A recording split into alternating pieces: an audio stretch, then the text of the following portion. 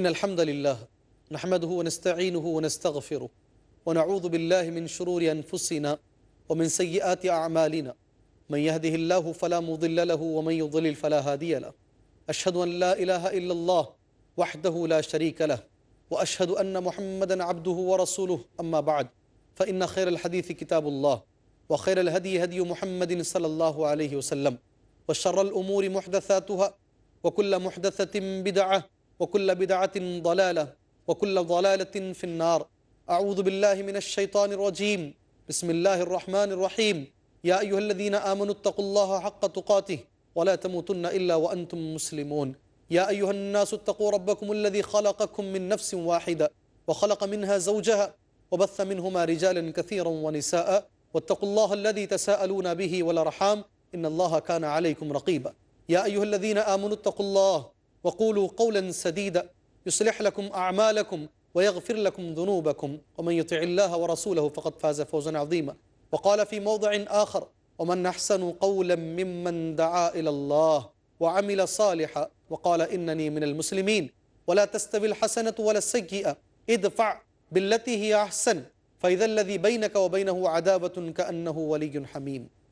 محترم ناظرین اکرام، گزشتہ کچھ حلقات سے میں آپ کے سامنے اس بات کی کوشش کر رہا ہوں کہ اللہ تبارک و تعالیٰ کے وہ بندے جسے قرآن مجید نے عباد الرحمن کہا ہے، جس کا ذکر پارہ 19 سورہ فرقان آیت 63 سے لے کر 77 کے بیچ میں موجود ہے، جن کے بارے میں خود اللہ تبارک و تعالیٰ نے 16 کوالٹیز 16 صفات خود اللہ رب الجلال نے بیان فرمائی ہیں. میں اس بات کی کوشش کر رہا ہوں ادنا سا علم کا طالب علم کہ آپ کو وہ صفات بتا سکوں تاکہ ہم سنیں اسے سمجھیں اور اس کے مطابق زندگی گزارنے کی کوشش کریں. اور الحمدللہ میں نے پہلی جو صفت ہے ان کی وہ میں نے گزشتہ حلقات میں آپ بھائیوں کے سامنے، آپ ناظرین کے سامنے بیان کی، اور اس صفت سے جڑی ہوئی اگلی پچھلی تمام چیزیں میں نے بتانے کی کوشش کی. زمین پر نرمی سے چلنا، زمین پر تکبر کے ساتھ نہیں چلنا، تکبر کتنا بڑا گناہ ہے، تکبر کی قباحتیں کیا ہیں، تکبر سے ہونے والے نقصانات ایک بندے کے لیے کیا ہیں. پھر اسی طریقے سے تکبر کے مقابلے میں جو نرمی آتی ہے، نرمی اپنانے سے آدمی کو کتنی چیزیں ملتی ہیں، اور صحابہ کرام رضوان اللہ علیہم اجمعین کے اندر کتنی نرمی موجود تھی، یہ میں نے ایک حد تک کوشش کی ہے بیان کرنے کی. اللہ اسے قبول فرمائے، اللہ ہمیں اس پر عمل کرنے کی توفیق عطا فرمائے. حاضرین آگے آ جائیے. اس کے بعد جو دوسری صفت ہے، اس کا بھی ذکر میں نے گزشتہ حلقے میں چھیڑا تھا لیکن اس کو چھیڑ کے میں نے چھوڑ دیا. وہ دوسری صفت یہ ہے حاضرین، جس کے بارے میں نے کہا، میں کیا بلکہ علماء کرام کہتے ہیں اگر یہ دوسری صفت ہمارے اندر آ جائے، ہم اپنا لیں یہ دوسری صفت کو، تو ہم بہت سارے جھگڑوں سے بچ جائیں گے، بہت سارے فسادوں سے ہم بچ جائیں گے. اور وہ صفت ہے، میں یہ بھی بتانا چاہوں گا، یہ خود اللہ کی بتائی ہوئی صفت ہے. اللہ چاہتا ہے کہ یہ صفت ہمارے اندر آئے. ہمارا رب چاہتا ہے، رحمان چاہتا ہے کہ اس کے بندوں کے اندر یہ کوالٹی پیدا ہو جائے. یہ خود اللہ نے بیان فرمائی ہے، اور وہ صفت یہ ہے، وَإِذَا خَاطَبَهُمُ الْجَاهِلُونَ قَالُوا سَلَامًا. جاہلوں سے جب ملاقات کریں، جاہلوں سے جب آمنا سامنا ہو جائے، ان پڑھ لوگوں سے جب آمنا سامنا ہو جائے، ایسے لوگ جب سامنے آ جائیں تو ہمارا کیا سلوک ہونا چاہیے، ہمیں کیسا معاملہ ان کے ساتھ کرنا چاہیے، یہ قرآن نے ہمیں بتایا ہے. جب جاہلوں سے تمہارا سامنا ہو جائے سلام کر کے گزر جاؤ. یہ اللہ کا کلام ہے، رحمان کا کلام. میں قرآن پڑھ کر میں نے ترجمہ کیا. وَإِذَا خَاطَبَهُمُ الْجَاهِلُونَ قَالُوا سَلَامًا. جب جاہلوں سے تمہارا آمنا سامنا ہو جائے تو سلام کر کے گزر جاؤ.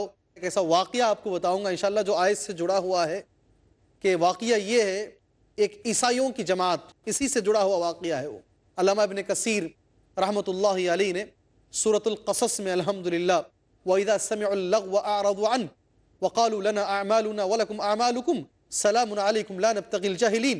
اس آیت کی تفسیر میں علامہ ابن کثیر رحمۃ اللہ علیہ نے اس واقعے کو پیش کیا ہے. جی ہاں، سورہ قصص کے اندر واقعہ یہ ہے، ایک جماعت آئی، عیسائیوں کی جماعت.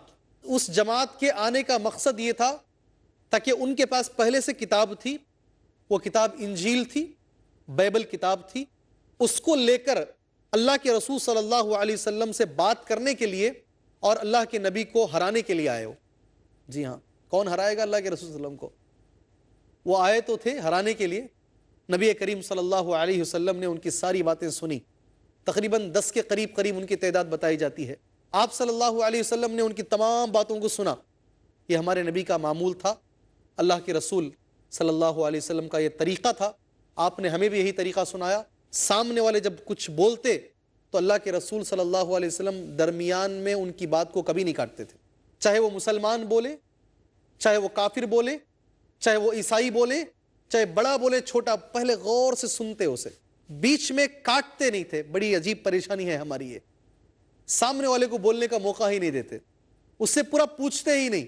لوگ بلاتے ہیں جی, کہاں کہاں بلاتے ہیں بولنے کے لیے, جب بیچارہ بولنے جاتا ہے تو پھر بول دیتے ہیں, وہ بولنے پھر بول دیتے ہیں بہت سارے مقامات پر.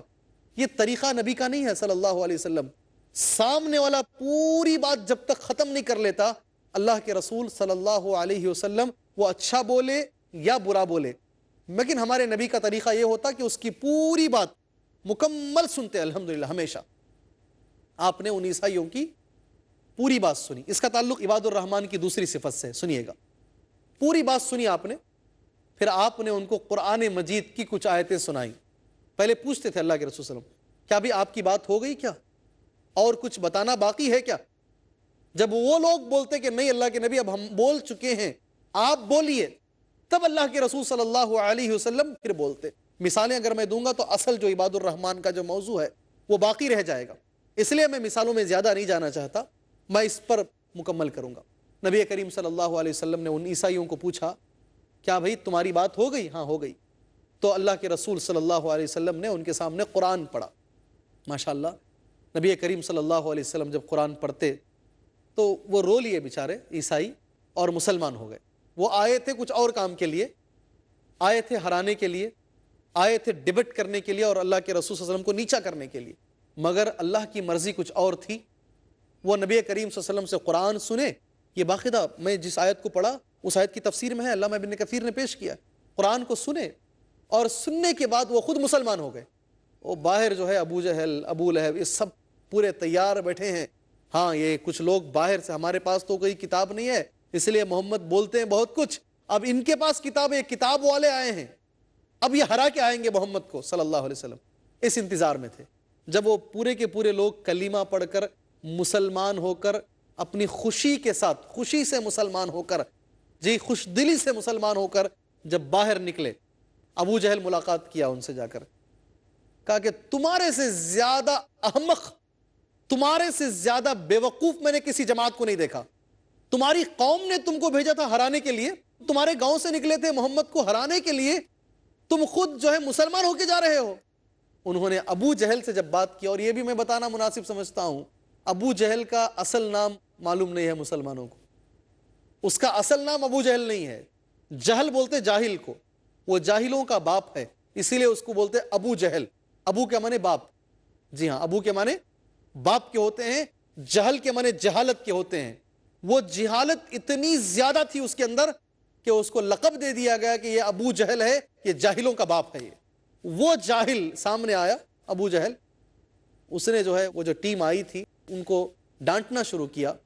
تو ان لوگوں نے جو لفظ ابو جہل سے یہ نہیں کہا کہ ہم کو یہ اچھا لگا, ہم نے یہ سوچا, ہم نے سمجھا, ہمیں اچھا, کچھ بھی بات نہیں کیا ابو جہل سے, اس لیے کہ وہ بات کرنے کے قابل آدمی تھا ہی نہیں. وہ ہر آدمی بات کرنے کے قابل نہیں ہوتا. جی ہاں, آپ صلی اللہ علیہ وسلم پر ایمان لائے, انہوں نے ابو جہل سے ایک ہی بات کی, اس پوری جماعت نے. کبھی کبھی ہمیں بھی ایسا کرنا چاہیے, اس میں امن ہے. کہا السلام علیکم, کیا بولے ابو جہل کو, سلام علیکم لا نبتغی الجاہلین, یہ تھا ان کا جواب. اللہ کو اتنا پسند آیا یہ جواب, اللہ تبارک و تعالیٰ نے قرآن میں آیت میں وہ جواب پیش کر دیا اللہ نے, اور قیامت تک کے لیے وہ جواب موجود ہے قرآن کے اندر.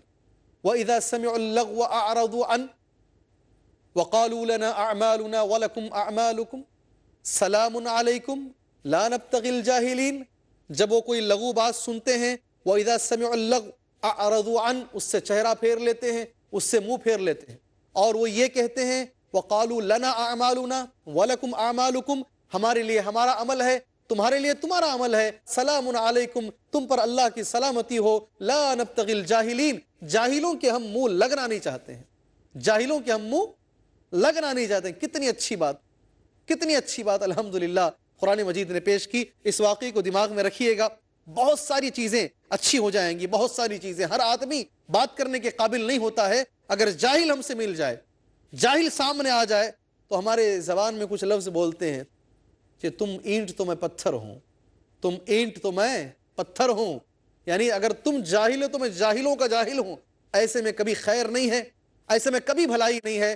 جاہلوں کو دیکھو تو وہاں سے فوراً ہٹ جاؤ۔ اور قرآن مجید کی کچھ آیتیں آپ ہمیشہ اپنے دماغ کے اندر رکھ لیجئے۔ بلکہ جو بھی حضرات دعوتی کام کرنا چاہتے ہیں، میں نے بڑے بڑے علماء سے سنا ہے، الحمدللہ ان کی کتابوں میں پڑھا ہے، جیسے شیخ البانی رحمۃ اللہ علیہ ہوں، یا شیخ بن باز رحمۃ اللہ علیہ ہوں، یا شیخ محمد بن صالح العثیمین رحمۃ اللہ علیہ ہوں، ان کا ایک قول ہے کہ اس آیت کریمہ کو جو ہے ہمیشہ امام بنا لو اپنا۔ کس کو امام بنانا ہے؟ آیت کریمہ کو امام بنانا ہے، اپنی زندگی کے اندر اصول بنا لو اس آیت کریمہ کو۔ خذ العفو وأمر بالعرف وأعرض عن الجاہلین۔ خذ العفو، یہ علماء کا ایک قول، ایک وصیت سمجھ لیجئے اس کو۔ اس آیت کو ہمیشہ سامنے رکھ کر زندگی گزارے۔ خذ العفو، ہمیشہ معافی کا جذبہ پیدا کرو، معاف کر دو لوگوں کو، معاف کرو۔ وأمر بالعرف، نیکی کا حکم دیتے رہو۔ لوگ آتے جائیں گے، تمہیں سپڑائیں گے، تکالیف آتی جائیں گی، کچھ بھی ہوگا۔ وَأَعْرِضْ عَنِ الْجَاهِلِينَ، اور جاہل جب بھی سامنے آئے منہ پھیر کر چلتے رہو، جاہل کی پرواہ نہ کرو۔ ائمہ کہتے ہیں اس آیت کریمہ کو جو ہے ہمیں امام بنا لینا چاہیے، اسوہ اور نمونہ بنا لینا چاہیے۔ ہاں، اس کے مطابق ہماری دعوت ہو، معافی ہمارے اندر آ جائے، لوگ ہمارے خلاف بولیں گے، ہمارے خلاف چرچے کریں گے، خیوط میں ڈالنے کی کوشش کریں گے، لیکن ہمیں جو ہے محترم سامعین، یہ آیت کریمہ جو میں نے ابھی پڑھی ہے آپ کے سامنے، انشاءاللہ تبارک و تعالیٰ بریک کے بعد میں اس کو مکمل کروں گا۔ اللہ سے دعا ہے اللہ تبارک و تعالیٰ ہمیں اس پر عمل کرنے کی توفیق عطا فرمائے جو کچھ میں نے کہا۔ السلام علیکم ورحمۃ اللہ وبرکاتہ۔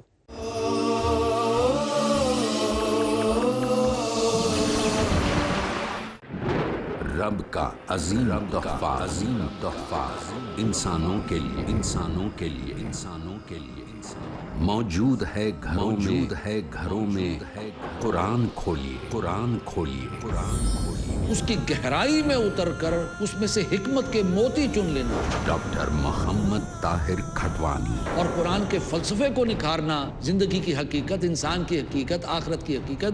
وحدانیت کا انعام، انسانیت پر احسان، جو سینوں کے لیے بمنزلہ شفا ہے اور ہدایت ہے اور رحمت ہے اللہ کی طرف۔ خوشیاں مناؤ، یہ بہت بڑی دولت تمہیں اللہ نے دی ہے، اسی کی طرف سے ہیں تمام نعمتیں، جس نے بنایا زمین و آسمان۔ تحفہ رحمان، کل شام 5:30 بجے اور دوبارہ رات 12 بجے انڈیا میں پیس ٹی وی اردو پر۔ جھوٹ کا اندھیرا کتنا ہی گہرا کیوں نہ ہو، سچائی کی ایک کرن سے مٹا دینے کے لیے کافی ہے۔ ہر پہلو، ہر نظریہ، ہر نقطہ سچ کا، ہر دم، ہر پل، ہر لمحہ سچ کو پیش کرنے کی جستجو۔ آئیے میرے ساتھ اور حق کو جانیے۔ عالم انسانیت کے لیے سچائی کی روشنی۔ ڈاکٹر ذاکر نائک پیش کریں گے اظہار حق، آج رات 10 بجے اور دوبارہ صبح 8:30 بجے انڈیا میں پیس ٹی وی اردو پر۔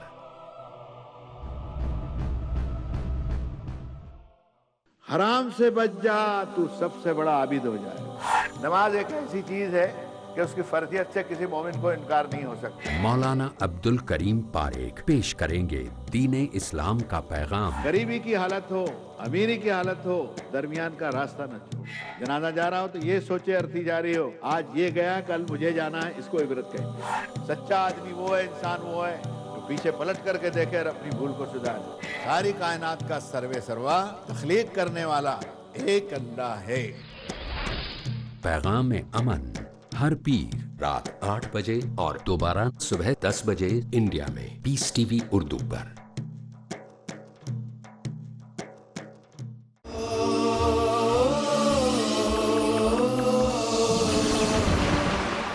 السلام علیکم ورحمۃ اللہ وبرکاتہ۔ ناظرین، بریک پر جانے سے پہلے، وقفے سے پہلے، میں نے قرآن مجید کی ایک آیت پڑھی اور میں نے کچھ ائمہ کا نام لیا اور میں نے کہا یہ امام لوگ کہتے ہیں، یہ بڑے بڑے ائمہ کہتے ہیں کہ اس آیت کریمہ کو ہماری زندگی کے اندر ہمیں امام بنا لینا چاہیے، اسوہ بنانا چاہیے، رول ماڈل اور نمونہ بنا لینا چاہیے، معافی کی عادت ڈالنی چاہیے، ہمیشہ نیکی کا حکم دینا چاہیے، اور جاہل اگر ہمارے سامنے آ جائے، جاہلوں سے نہیں الجھنا چاہیے. دوسری قرآن مجید کی ایک آیت کریمہ وَلَمَنْ صَبَرَ. عموماً ایسا ہوتا ہے اگر آدمی معاف کر دیتا ہے سامنے والے کو, اگر آدمی کسی کو بخش دیتا ہے تو دنیا والے یہ سمجھتے ہیں یہ کمزور ہو کر معاف کر دیا ہے.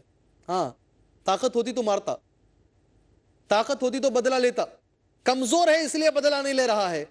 اللہ تبارک و تعالیٰ کا فرمان ہے وَلَمَنْ صَبَرَ وَغَفَرَ إِنَّ ذَلِكَ لَمِنْ عَزْمِ الْأُمُورِ. یہ اللہ کا فرمان.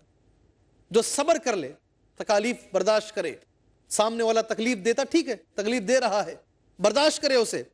وَغَفَرَ اور معاف کر دے, برداشت ہی نہیں کرے بلکہ معاف بھی کر دے اس کو. ایک تو تکلیف مل رہی ہے اور دوسرا معاف بھی کر دے اس کو. اللہ کا فرمان ہے. جی ہاں, إِنَّ ذَلِكَ لَمِنْ عَزْمِ الْأُمُورِ. ایسا صرف ہمت والے لوگ ہی کر سکتے ہیں. کیپیسٹی رکھ کر ہمارے پاس طاقت ہے مارنے کی لیکن ہم معاف کر دیتے ہیں, یہی اصل پہلوان ہے. میں آپ کے سامنے حدیث نبی کریم صلی اللہ علیہ وسلم کی پڑھتا ہوں اور نوجوان دوستوں سے گزارش کرتا ہوں جو بھی نوجوان پہلوان بننا چاہتا ہے, جی ہاں, اور پہلوان دنیا والوں کی نگاہ میں نہیں. جی ہاں, لوگ بولتے ہیں کیا بھی تمہارا نام؟ میں پہلوان کا بیٹا ہوں, ہمارے بابا پہلوان تھے, ہمارے دادا پہلوان تھے, فارسی زبان میں بولتے ہیں ہمارے باپ سلطان تھے. یہ مسلمانوں کے اندر ہے, یہ پہلوانی نہیں, اس پر شان نہ کیجئے گا, یہ ناز کرنے کی کوئی چیز نہیں ہے. سنیے اللہ کے رسول صلی اللہ علیہ وسلم نے پہلوان ایک آدمی کو کہا ہے. نبی کریم صلی اللہ علیہ وسلم فرماتے ہیں لیس الشدید بالسرعہ, جو کشتی میں, لڑائی میں سامنے والے کو اٹھا کر نیچے پٹخ دے وہ پہلوان نہیں ہے. اللہ کے رسول فرماتے ہیں وہ پہلوان نہیں ہے, ہمارے نبی کی نگاہ میں تو نہیں ہے. رنگ میں ہو سکتا ہو, رنگ کے اندر رنگ میں لڑتے ہوئے پہلوان ہو سکتا ہو, مگر اللہ کے رسول صلی اللہ علیہ وسلم کے پاس وہ آدمی پہلوان نہیں ہے جو لڑائی کے اندر سامنے والے کو اٹھا کر پٹخ دے. پھر کون پہلوان ہے؟ سنیے نبی کریم صلی اللہ علیہ وسلم فرماتے ہیں انما الشدید, بے شک پہلوان وہ ہے الذی یملک نفسہ عند الغضب. اللہ اکبر, اللہ اکبر, اللہ اکبر. اللہ ہمیں اس پر عمل کی توفیق عطا فرمائے. پہلوان اللہ کے نبی فرماتے ہیں, آپ نے سنا ہے, میں نہیں کہتا کہ آپ نے نہیں سنا, اس سے پہلے آپ نے سنا ہے, لیکن مجھے اللہ کے رسول صلی اللہ علیہ وسلم کے لفظ بڑے پیارے دکھتے ہیں. آپ کے ایک ایک لفظ کے اندر ماشاءاللہ زندگی چھپی ہوئی ہے, اصول زندگی ان لفظوں میں چھپی ہوئی ہے, زندگی کے بہترین نمونے اس کے اندر چھپے ہوئے ہیں. اللہ کے نبی فرماتے ہیں پہلوان تو وہ ہے, نوجوان دوستوں سنیے گا غور سے, پہلوان تو وہ ہے انما الشدید الذی یملک نفسہ عند الغضب, غصے کے وقت میں جو اپنے اوپر کنٹرول کر لیتا ہے اور طاقت رہنے کے باوجود بدلہ نہیں لیتا ہے. نبی فرماتے ہیں وہ پہلوان. ارے جس انسان کو غصے پہ خود پہ کنٹرول نہیں ہے وہ پہلوان کیسے ہو سکتا ہے؟ بولیے آپ. جو غصے میں آپے سے باہر ہو, ایسے ایسے کام کر دیتا آدمی غصے کے اندر. نوجوان دوستوں اللہ کے لیے غور سے سنیے گا, کیا کیا کر دیتے ہیں آپ غصے کے اندر, زبان سے کیا کیا نکال دیتے ہیں غصے میں آپ. جس آدمی کا غصے پہ کنٹرول نہیں ہے, نبی فرماتے ہیں وہ پہلوان تو پہلوان, وہ سچا مسلمان ہی نہیں ہے, وہ سچا مسلمان ہی نہیں ہے. اصل پہلوان وہی ہے. میں افسوس کے ساتھ, بڑے افسوس کے ساتھ نوجوان آتے ہیں, نئی نئی شادی ہوئی ہے, مسئلہ یہ ہے شیخ کہ میں غصے میں آ کر, ایسا بولتے ہیں, میں غصے میں آ کر میری بیوی کو میں نے کچھ بول دیا. کیا بولا جانتے نا؟ طلاق کا لفظ بول دیا, خلے کا لفظ. اتنا انکنٹرول ہے نوجوان آج کا. یہ فلموں کا اثر ہے, یہ فلموں کا اثر. جی ہاں, یہ فلمی زندگی فلموں کی حد تک ٹھیک ہے, ریالٹی میں وہ زندگی گزارنے کی کوشش کریں گے نا تو نہ دنیا میں کامیابی ملے گی نہ آخرت میں کامیابی ملے گی. وہ غصہ جو فلموں میں دیکھتے دیکھو, یہ سب ہونے والے کام نہیں ہے. وہ دکھنے میں آنکھوں کو اچھے دکھتے ہیں, وہ غصہ آپ ادھر نہ لائیے گا. اللہ کے نبی اس کے خلاف فرماتے ہیں صلی اللہ علیہ وسلم. نبی یہ فرماتے ہیں غصے کو کنٹرول میں رکھو, غصے کے وقت میں اپنے آپ پہ کنٹرول کرو اور طاقت رکھنے کے باوجود سامنے والے سے بدلہ مت لو. یہ ہے اصل پہلوانی. میں گزارش کروں گا نوجوانوں سے یہ حدیث اوروں تک پہنچاؤ نا. الحمدللہ پتہ نہیں کون آدمی ایک حدیث کو دیکھ کر ہمارے نبی سے متاثر ہو جائے, ایک حدیث کو دیکھ کر مسلمان ہو جائے. اصل پہلوان نبی کریم صلی اللہ علیہ وسلم نے یہ کہا. ایک اور حدیث ہے, لوگ بولتے ہیں شیخ میں دوسروں کے ساتھ اچھا ہوں مگر دوسرے میرے ساتھ اچھے نہیں ہیں, میں اچھا کرنا چاہتا ہوں لیکن دوسرے برا کرتے نا شیخ, میں کیا کروں؟ میرے خاندان کے لوگوں کے ساتھ, میرے رشتہ داری میں میں سب کا اچھا سوچتا ہوں, میں کسی کے بارے میں برا نہیں سوچتا, لیکن لوگ میرے بارے میں برا سوچتے ہیں, اس کے بارے میں کیا ہے شیخ؟ آپ سنیے گا غور سے. اللہ کے رسول صلی اللہ علیہ وسلم ان کے لیے کچھ کہنا چاہتے ہیں. راوی حدیث ہیں حضرت ابو ہریرہ رضی اللہ عنہ ان رجلا قال، یعنی یہ جاہلوں کے تعلق سے بات ہے. سامنے والا ہمارے ساتھ کرے جہالت، سامنے والا ہمارے ساتھ کرے، لیکن ہمیں کیا کرنا چاہیے وہ سکھایا جا رہا ہے جو رحمان کو پسند ہے.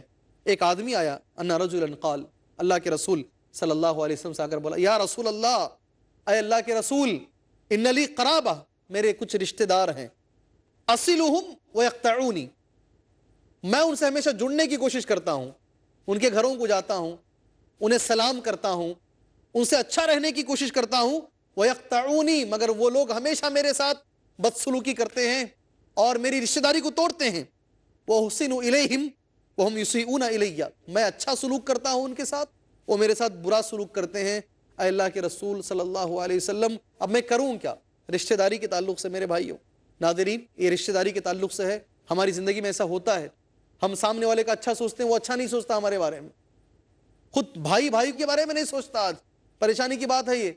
باہر والا ترقی کر لیا تو بھائی کو کوئی پریشانی نہیں، سگا بھائی ترقی کر لیا تو بھائی کو برداشت نہیں ہوتا. آج یہ مسئلہ چل رہا ہے امت کے اندر، ایسے مسائل سے امت دو چار ہو رہی ہے. تو ایسا ایک آدمی اگر پوچھتا ہے، اللہ کے رسول صلی اللہ علیہ وسلم، میں اچھا سلوک کرتا ہوں، سامنے والے میرے ساتھ برا سلوک کرتے ہیں، میں کیا کروں؟ چھوڑ دوں ان کو؟ ان سے دور رہوں؟ الگ زندگی گزار لوں؟ کیا کروں اللہ کے رسول صلی اللہ علیہ وسلم؟ اگر آپ چاہتے ہیں اس کا سلوشن، اس مسئلے کا حل اللہ کے رسول صلی اللہ علیہ وسلم سے لیں. ہمارے نبی کی باتوں پر آپ اگر عمل کرنا چاہتے ہیں، ناظرین اکرام، یہ آگے کی جو حدیث ہے آپ غور سے سنیے گا. وَأَحْلُمُ عَنْهُمْ وَيَجْهَلُونَ عَلَيَّ، یہ لفظ ہے، اصل دلیل یہی ہے. میں ان کے ساتھ نرمی سے جاتا ہوں، وہ میرے ساتھ جہالت کرتے ہیں. اللہ کے رسول، میں نرمی کرتا ہوں، وہ میرے ساتھ جہالت کا معاملہ کرتے ہیں، میں کیا کروں؟ 3 لفظ اس نے کہے. حدیث کو ہم پارٹ بائی پارٹ اگر دیکھیں، پہلا لفظ اس کا یہ تھا، میں رشتے کو جوڑتا ہوں، وہ توڑتے ہیں. دوسرا لفظ اس کا یہ تھا، میں ان کے ساتھ اچھا سلوک کرتا ہوں، وہ میرے ساتھ برا سلوک کرتے ہیں. تیسرا لفظ اس آدمی نے یہ کہا، میں نرمی سے جانے کی کوشش کرتا ہوں، وہ میرے ساتھ جہالت سے پیش آتے ہیں. اب بتائیے اللہ کے رسول صلی اللہ علیہ وسلم، میں کروں تو آخر کیا کروں؟ یہ ہمارے زندگیوں کے معاشرے کا بھی مسئلہ ہے. کیا کرنا چاہیے اللہ کے رسول صلی اللہ علیہ وسلم؟ آپ صلی اللہ علیہ وسلم نے ایک مشورہ دیا اور ایک حدیث نبی کریم صلی اللہ علیہ وسلم نے ان کو فرمائی.